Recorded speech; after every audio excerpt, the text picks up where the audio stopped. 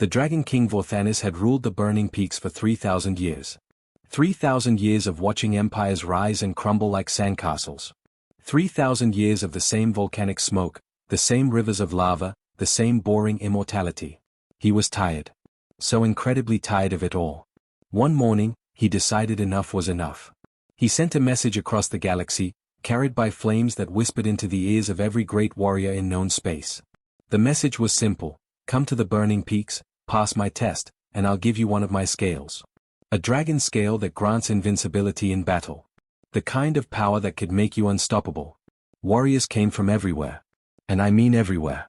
There were the blade masters from the crystal worlds, whose swords could cut through starship hulls. There were the armored giants from the gravity wells, each one standing 12 feet tall and strong enough to crush boulders with their bare hands. There were the shadow fighters who could disappear into darkness itself. Even the legendary Crimson Knights showed up, and those guys had never lost a battle in recorded history. Earth sent a delegation too, led by their finest champion, a decorated warrior named Cole Hayes. Cole was everything you'd expect from humanity's greatest fighter.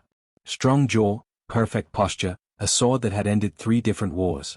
He brought an entire support team with him because that's what champions do. And then there was Jake Miller. Jake wasn't a warrior. Jake wasn't even supposed to be part of the official delegation. He was just the guy who took care of Cole's horses. Yeah, horses. Even in the age of starships and plasma weapons, some human warriors still preferred riding into ceremonial events on actual Earth horses.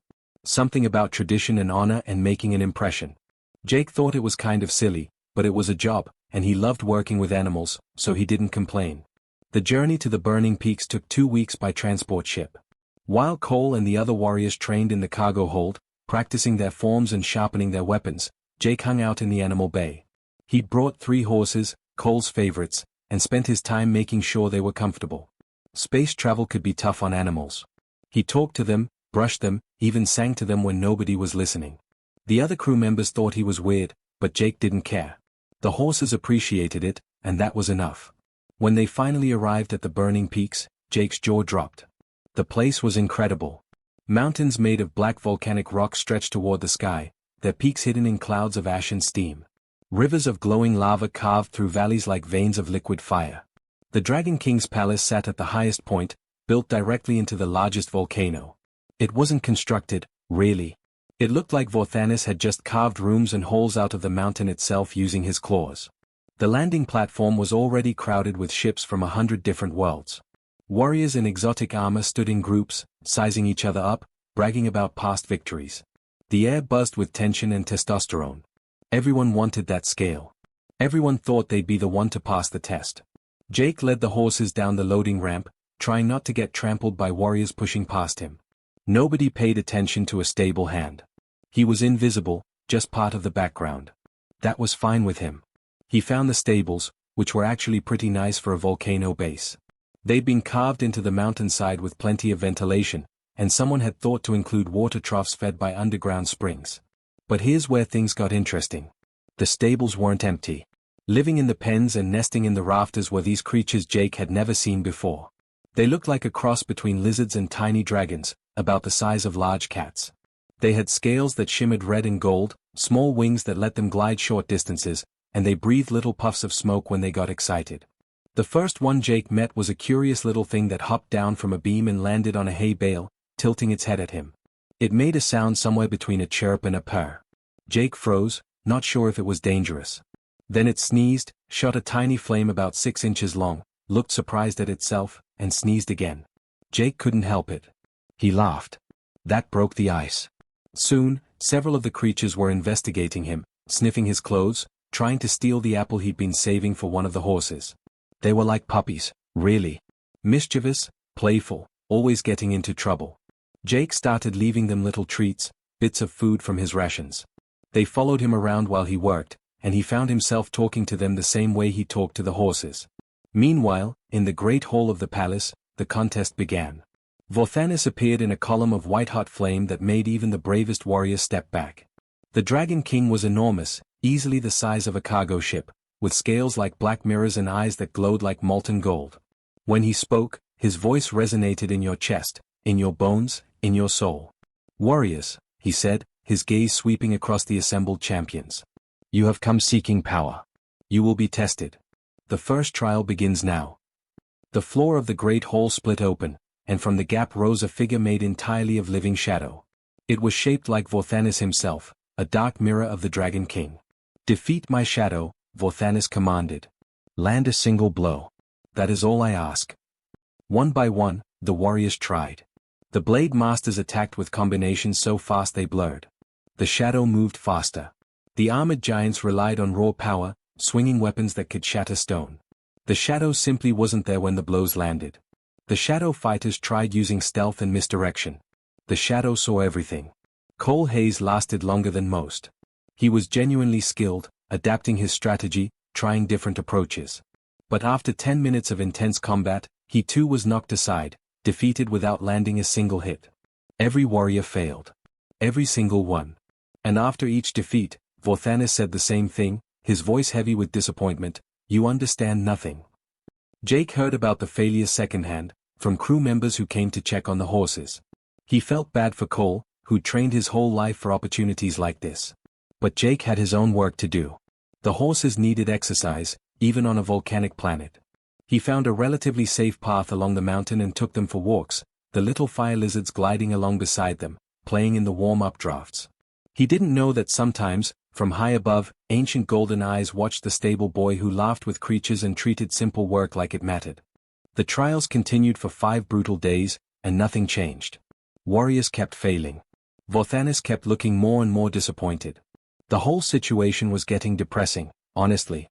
Jake watched it all unfold from the sidelines while he worked. He'd sneak into the back of the great hall sometimes during the trials, staying out of sight, just curious about what was happening. What he saw confused him. These weren't normal tests. They were weird. Really weird. On the second day, Vorthanis presented the warriors with a riddle. Not a regular riddle, though. This thing had no answer. Jake listened to it and his brain hurt. Something about a river that flows backward but only when you're not looking, and how do you cross it if you can't see it move? The warriors spent hours debating, forming teams, arguing with each other. Some gave philosophical answers. Others tried mathematical solutions. One guy just said you fly over it, which Jake thought was pretty clever, actually. Vorthanis rejected every answer. You understand nothing, he said again, and Jake swore the dragon sounded even sadder than before. The third day brought a maze. But not a normal maze. This thing folded in on itself in ways that shouldn't be possible. Warriors would walk through a doorway and somehow end up behind themselves. Gravity worked differently in different rooms. Jake watched one of the Crimson Knights walk on a ceiling, then through a wall, then somehow exit from the floor. The knight looked so confused and frustrated that Jake almost felt sorry for him. Almost. These guys had been pretty rude to the support staff, so Jake's sympathy was limited. Nobody solved the maze. Most warriors just got angry and tried smashing through walls, which definitely wasn't the solution. Vorthanis ended that trial early, looking more bored than ever. Day 4 was the pillar test. Vorthanis led everyone outside to a flat area of cooled lava rock. In the center stood a simple stone pillar, maybe 3 feet tall, nothing fancy. The test was simple: move it. Just push it over or lift it up or do literally anything to make it budge. The armored giants went first, naturally. They were confident. These guys lifted boulders for fun. The biggest one, a warrior who'd introduced himself by bragging about bench pressing a shuttle, wrapped his arms around the pillar and pulled. His muscles bulged. His armor creaked. His face turned colors Jake didn't know faces could turn. The pillar didn't move even a millimeter. Other warriors tried together, working in teams. They tried leveraging it with metal beams. One particularly creative fighter tried using explosives, which Vorthanis allowed with an amused expression. The explosion was impressive. The pillar remained exactly where it was, without even a scratch. Jake was starting to see a pattern. These tests weren't really tests. Or at least, they weren't testing what everyone thought they were testing. They were impossible on purpose. But why? Between trials, Jake did his job. He fed the horses, cleaned their stalls, exercised them on the mountain paths. And he spent time with the little fire lizards, who he'd started naming even though he probably shouldn't have gotten attached. There was Sparky, who kept accidentally setting his own tail on fire when he got excited. There was Chirp, who made the funniest sounds. And there was Trouble, named for obvious reasons, who liked stealing shiny objects and hoarding them in a nest behind the hay storage. The creatures were honestly the best part of this trip. They were playful and curious and always getting into situations they couldn't handle. One afternoon, Jake found Sparky stuck in an empty feed bucket, wings tangled, making distressed squeaking noises. Jake carefully extracted him, getting a few minor burns in the process, and Sparky thanked him by immediately trying to steal the buckle off his belt. But something else caught Jake's attention during those days. Something nobody else seemed to notice.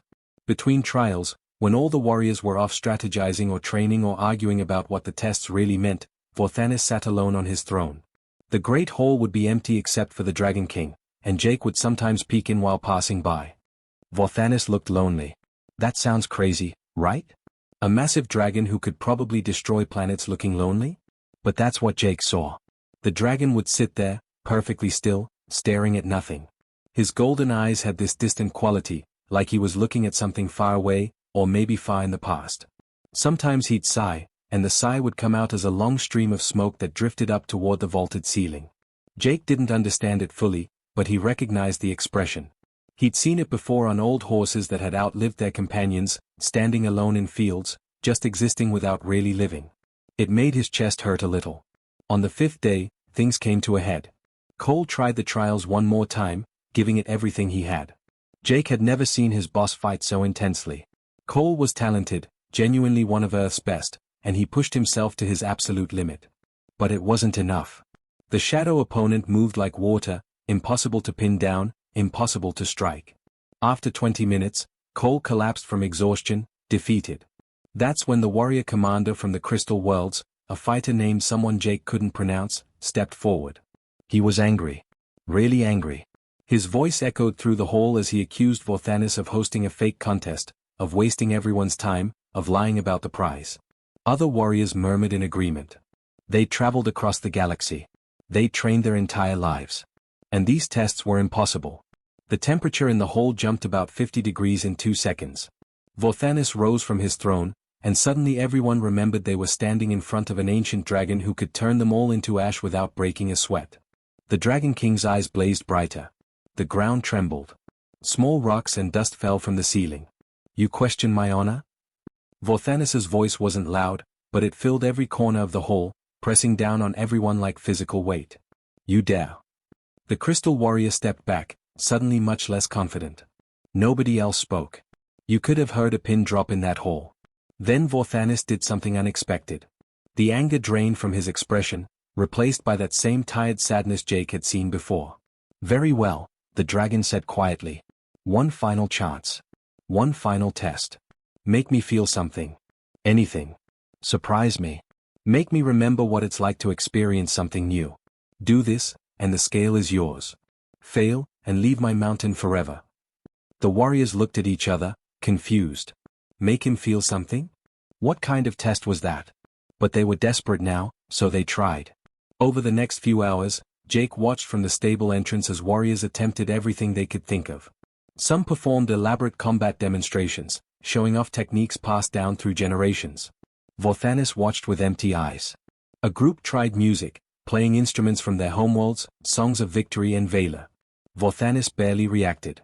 The philosophical types gave speeches about the meaning of strength, about honor and duty and sacrifice.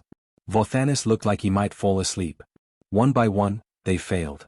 And the Dragon King just looked sadder and sadder, like each failure confirmed something he already knew but wished wasn't true. Jake went back to the stables that evening feeling weird about the whole situation. He sat with the fire lizards, scratching Chirp under the chin while Trouble tried to untie his bootlaces.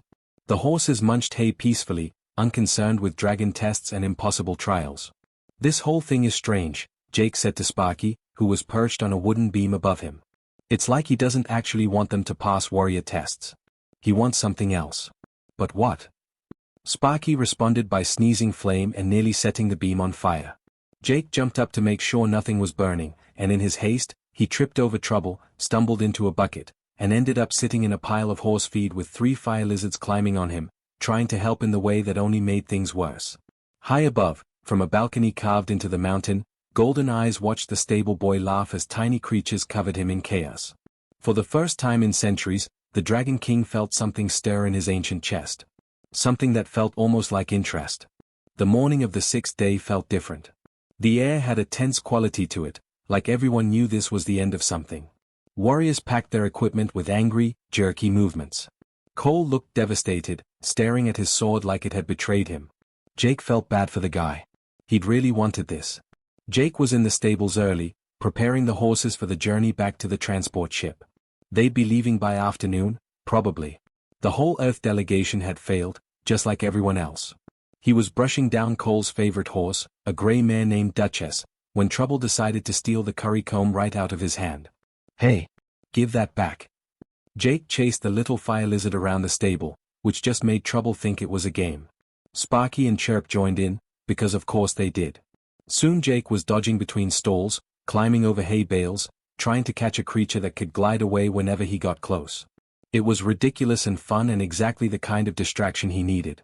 He finally cornered Trouble in an empty stall, but when he reached for the comb, the fire lizard dropped it and instead grabbed a leather strap from Cole's fancy ceremonial saddle hanging nearby. Before Jake could stop him, Trouble took off again, trailing expensive leather through the dust. No, no, no. That's not yours. Jake ran after him, but Trouble shot up to the rafters. Which meant Jake had to climb up there too, because that saddle probably cost more than Jake made in a year. He was balanced on a narrow beam, trying to coax Trouble down, when he heard boots on stone. Multiple pairs of boots. Miller. Where are you? We need the horses ready now. It was Cole's second in command, and he sounded stressed. Jake panicked. He was supposed to have everything ready. He was up in the rafters with a stolen saddle strap. This was bad. He tried to climb down quickly, but Trouble chose that moment to drop the strap. It fell and caught on another beam. Jake reached for it, stretched too far, lost his balance, and suddenly he was falling. He landed in a pile of hay, which was lucky. Less lucky was that he landed on the cart where he'd organized all of Cole's gear. The impact knocked the cart sideways. Equipment went everywhere.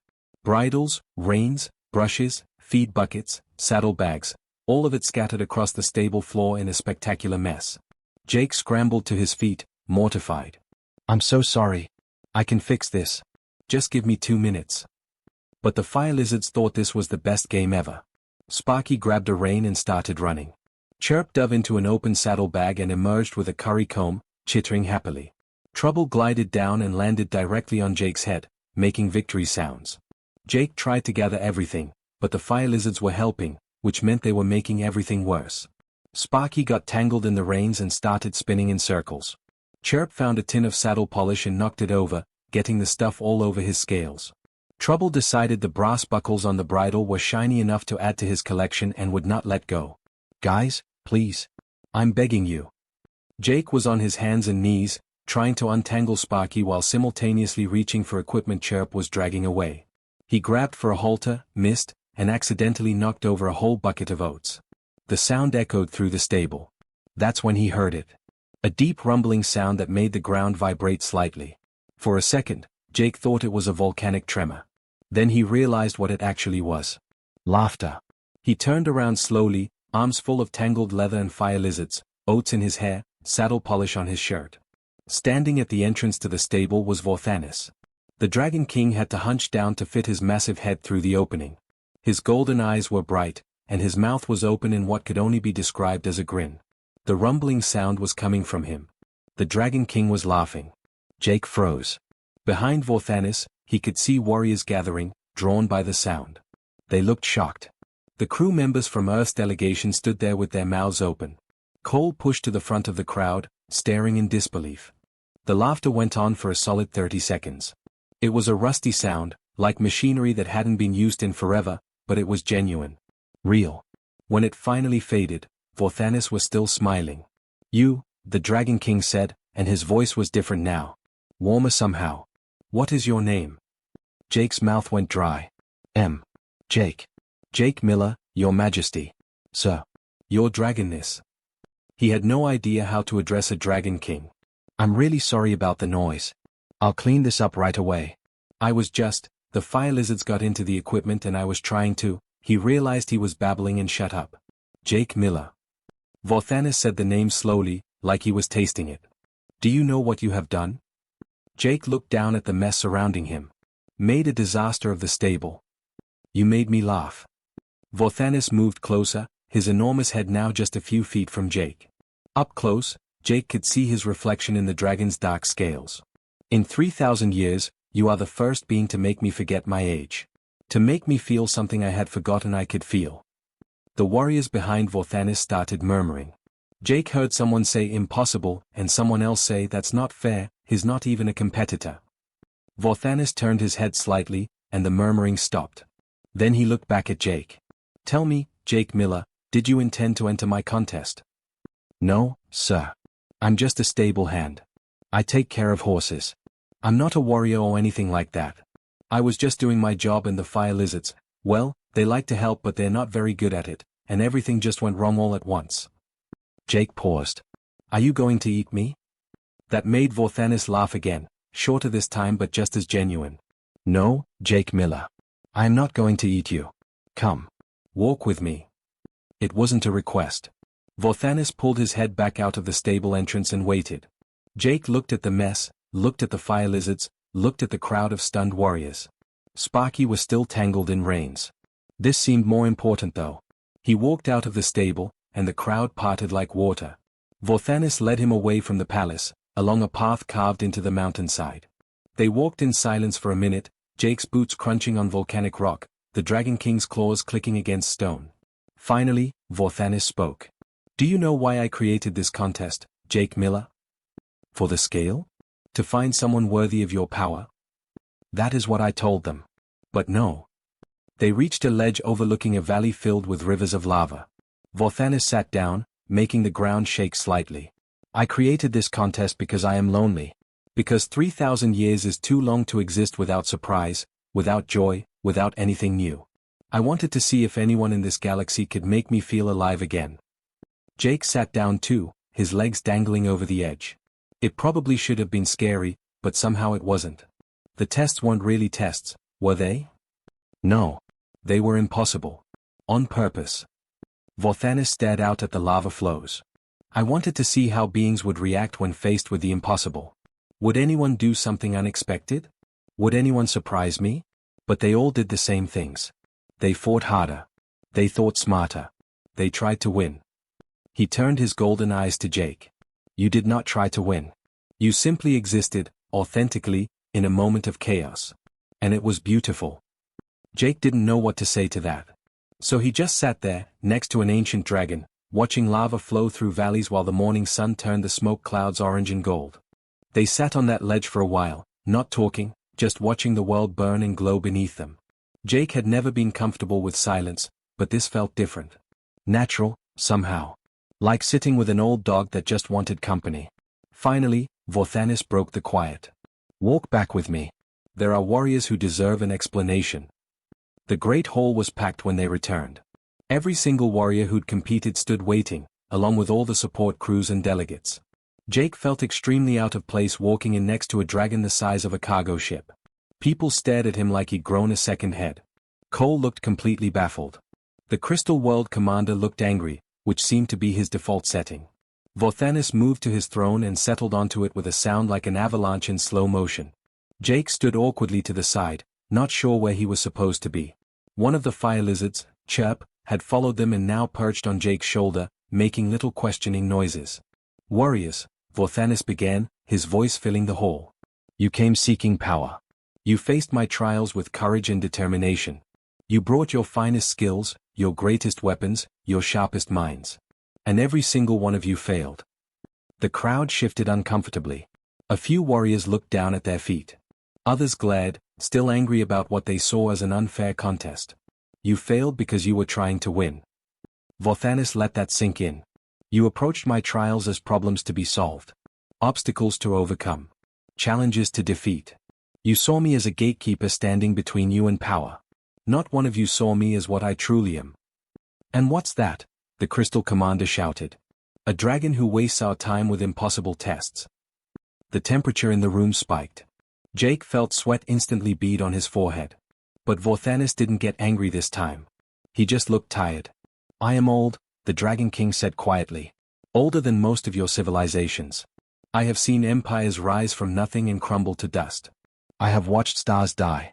I have existed for so long that centuries blur together into meaningless stretches of time. Do you understand what that does to a being? To live so long that nothing surprises you anymore? That nothing brings joy? The hall had gone completely silent. Even the angry warriors had stopped glaring. I did not create this contest to find the strongest warrior or the cleverest mind. I created it to find someone who could make me feel something. Anything. Someone who could remind me what it is like to experience genuine surprise, real joy, authentic connection. Vorthanis gestured toward Jake with one enormous claw. This human, who did not even know he was competing, who stumbled into my throne room by accident, covered in hay and tangled equipment, chasing small creatures and apologizing for existing, he made me laugh. He made me forget, for just a moment, the weight of eternity. Jake wanted to disappear into the floor. Everyone was looking at him now. He gave a small, awkward wave. Chirp chirped. That's not fair, someone shouted. Several warriors echoed the sentiment. He didn't do anything. He just made a mess. We trained for years. We traveled across the galaxy. Exactly, Vorthanis said. You trained to win. You came to take. He simply existed, authentically, without pretense or calculation. When he fell, he did not rage at the injustice. When the creatures made chaos, he did not respond with violence. He laughed. He was genuine. And in 3,000 years, that is what I have missed most. Genuineness. Cole stepped forward. He looked confused but also thoughtful, like he was working through a complicated problem. So the tests, the shadow combat, the riddles, the maze, all of it was just to see if anyone would stop trying to pass them and just be real instead. In essence, yes. Vorthanis nodded his massive head. Though I will admit, I had little hope anyone would. You are all warriors. You are trained to see challenges and overcome them. It is your nature. I do not fault you for it. Then why hold the contest at all? This came from one of the armored giants, and he sounded more curious than angry now. Because loneliness makes you do foolish things. Vorthanis's eyes took on that distant quality again. Because I hoped, against all logic and experience, that somewhere in this vast galaxy, someone existed who could surprise me. And I was right. He simply was not who I expected. Jake finally found his voice. Sir, I need to say something. Every eye in the hall turned to him. His mouth went dry, but he pushed forward. I don't think it's about me specifically. I think what you're really saying is that you miss connecting with people. Like, actually connecting. Not as the Dragon King or this legendary figure or a test to be passed. Just as yourself. As Vorthanis. The dragon's eyes widened slightly. Jake took that as a sign to keep going, even though his heart was hammering. These warriors, they're amazing. They're strong and skilled and they've probably done incredible things. But they came here seeing you as a means to an end. The scale, the power, that was the goal. You were just the obstacle. Jake looked around the hall. I didn't see you that way because I wasn't trying to get anything from you. I was just watching, and what I saw was someone who looked sad. Really, really sad. And lonely. The hall was so quiet Jake could hear his own breathing. Chirp made a soft sound and nuzzled against his neck. 3,000 years is a long time to be lonely, Jake continued. I can't even imagine it. I'm 22 and sometimes a week feels too long. But I know what it's like to feel invisible, to feel like people see your job but not you. And I think maybe that's what's happening here. Everyone sees the Dragon King. Nobody sees Vorthanis. Someone in the crowd started to say something, but Vorthanis held up a claw for silence. His golden eyes were fixed on Jake with an intensity that should have been scary but somehow wasn't. You are perceptive, Jake Miller. Dangerously so. But Vorthanis smiled as he said it. Yes. That is exactly the truth of it. I am tired of being a legend. I am tired of being a goal to achieve or a story to tell. I wanted, just once, to be seen as I am. Then I think your contest worked, Jake said. Maybe not the way you planned, but it worked. Because I see you. And I think if you gave some of these warriors a chance to see you as a person instead of a challenge, maybe they would too. Vorthanis considered this. Then he addressed the hall again. Jake Miller has passed my test, not through skill or strength, but through authenticity. And so I will give him what I promised to the victor. He looked directly at Jake. I offer you a scale of invincibility, power beyond measure. I also offer you a second choice. Stay here, not as a servant or a warrior, but as a companion. Someone to talk with. Someone who sees me as I am. The scale would make you legendary. The companionship would make me less lonely. The hall erupted in noise. Warriors shouted in protest. Others argued. Cole looked like someone had hit him with a brick. And Jake just stood there, a fire lizard on his shoulder, facing an impossible choice. "Can I think about it?" Jake asked. "Of course," Vorthanis said. "Take all the time you need." Jake didn't sleep that night. How could he? He lay in his bunk in the crew quarters, staring at the ceiling, while his mind spun in circles. A dragon scale that could make him invincible. Actual invincibility. He could be a legend. He could be rich, probably. People would write stories about him. Jake Miller, the stable boy who won the Dragon King's test. But the other option kept pulling at him. Stay here and just talk to a lonely dragon. Be someone's friend. It sounded so simple compared to invincibility, but somehow it felt heavier. More real. Around midnight, he gave up on sleep. He got dressed and wandered out to the stables, where the horses were dozing and the fire lizards had curled up together in a warm pile near one of the lava vents. Trouble opened one eye when Jake entered, then went back to sleep. Even the creatures were tired of thinking about this decision apparently. Jake was brushing Duchess, more for something to do with his hands than because she needed it, when he heard the scrape of claws on stone. He turned to find Vorthanis at the entrance again, having to duck low to peer inside. "I thought I might find you here," the Dragon King said. "Couldn't sleep," Jake admitted. "Kind of a big decision." "May I join you? I promise not to laugh at any chaos this time." There was warmth in Vorthanis's voice, almost playfulness. It was strange hearing that from a creature who could probably level cities. Jake nodded, and Vorthanis settled himself outside the stable entrance, his head resting on his front claws so he could look inside. They sat in comfortable silence for a minute, Jake brushing the horse, Vorthanis watching. "Can I ask you something?" Jake said finally. "Of course. What's it actually like?" 3,000 years. "I'm trying to imagine it, but I can't even get close." Vorthanis was quiet for a moment. "Imagine your favorite meal. The one that makes you happiest. Now imagine eating only that meal, every single day, for your entire life. At first, it's wonderful. Then it becomes normal. Then boring. Then you can barely taste it anymore. That is what happens with time. Everything becomes that meal. Sunrises stop being beautiful. Victories stop feeling meaningful. Even love, when you outlive everyone you've ever cared about, becomes a sort of background ache you learn to ignore." Jake stopped brushing. "That sounds awful." "It is. But it is also my reality." Vorthanis shifted slightly. "I have watched civilizations I cared about crumble to dust. I have made friends, watched them age and die, made more friends, watched them die.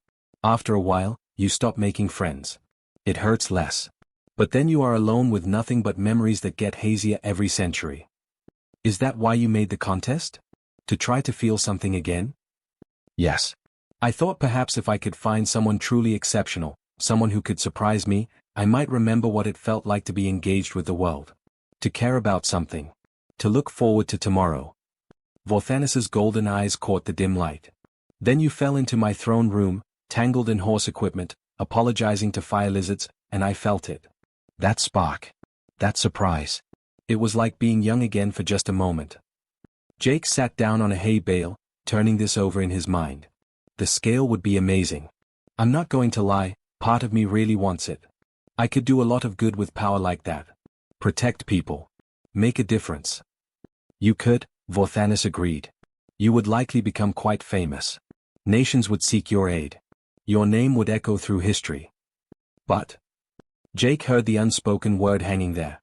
"But you would also be alone in a different way. Power isolates. People would see Jake Miller the invincible, not Jake Miller the person who talks to horses and plays with fire lizards.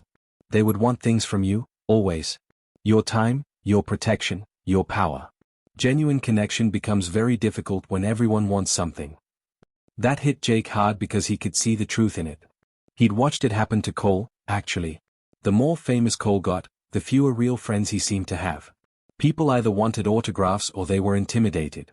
Nobody just hung out with him anymore. "What do you want me to choose?" Jake asked. "That is not for me to decide. Both options are genuine. The scale is real, and its power is as promised. The companionship I offer is also real. I will not manipulate you into either choice." Vorthanis paused. "Though I will admit, selfishly, I hope you stay. It has been a very long time since I looked forward to conversation." They talked through the night. Really talked. Vorthanis told stories about the early days of his life, when he was young and the galaxy was different. He talked about empires Jake had only read about in history files, about wars and peace treaties, about other dragons he'd known who were all gone now. He talked about loneliness and time and the weight of memories. Jake talked too. About growing up in a small town on Earth, about his family, about why he liked working with animals more than people sometimes. About feeling invisible most of his life, like he was just background noise in other people's stories. About his dreams, which were smaller than most people's but felt important to him anyway. As dawn broke, painting the volcanic smoke in shades of orange and red, Jake realized he'd made his decision. He'd probably made it hours ago but hadn't wanted to admit it. "I want both," he said suddenly. Vorthanis lifted his head. "Explain." "I want to stay. I want to be your friend, because I think you need one, and honestly, I think I'd like having a dragon friend." "That sounds incredible, actually." Jake stood up, warming to his idea. "But I also think the scale shouldn't just disappear. It's powerful. It could help people. So what if you give it to me, but I don't keep it for myself?" "What would you do with it?" "Take it back to Earth. Have it made into something public. A monument or a statue or something everyone can see. A reminder that sometimes the greatest strength isn't in winning or being invincible. It's in being genuine. In connecting with others. In being brave enough to be yourself." Jake was talking faster now, excited. "And then I come back here. I can visit, maybe a few times a year. Bring you stories from Earth, new things you haven't heard. We can talk. Play with fire lizards. I can teach you about horses if you want." Vorthanis was very still. Then, slowly, he began to smile. "Jake Miller, you continue to surprise me." "Yes. That is exactly what we shall do." The next morning, Vorthanis called everyone back to the Great Hall one final time. The warriors assembled, still confused about everything that had happened. Jake stood next to the Dragon King, trying not to look as nervous as he felt. Vorthanis explained the decision. He carefully removed one of his scales, which turned out to be a whole process involving magic Jake didn't understand, and presented it to Jake. The scale was the size of a dinner plate, black as midnight but somehow also reflecting colors that didn't exist. It was beautiful and terrifying. "This scale carries my power," Vorthanis announced. "Jake Miller has chosen to take it not for himself, but to share its meaning with his world. He has also chosen to return here, to honor me with his friendship. This is wisdom. This is what I sought." Some warriors grumbled, but most looked thoughtful. A few even looked relieved, like they'd been carrying something heavy and could finally put it down. Cole approached Jake afterward, looking sheepish. "I was so focused on winning, I missed the whole point," Cole said. "You saw what we couldn't. That's worth more than any scale." Jake returned to Earth with the delegation, the dragon scale carefully secured. True to his word, he had it incorporated into a monument in his hometown's central square. It became a tourist attraction, sure, but it also became something else. A place where people came to remember that connection mattered more than power. That being genuine was its own kind of strength. And every few months, Jake made the journey back to the Burning Peaks. He brought books and music and stories about what was happening on Earth. He taught Vorthanis about human culture and listened to dragon wisdom in return. They talked about everything and nothing. They played with fire lizards. They watched sunrises over lava fields. The Dragon King laughed more often. His eyes lost some of that ancient sadness. He started inviting other beings to visit, not for contests but for conversation. The Burning Peaks slowly transformed from a place of trials into something else entirely, a place where an ancient dragon reminded the galaxy that even legends needed friends. And Jake? Jake went back to working with horses, because that's what he loved.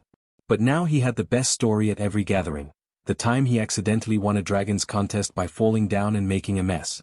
People never quite believed it until they saw the monument, the scale gleaming in the sunlight, with an inscription beneath it that read simply, "Sometimes the greatest victory is being yourself."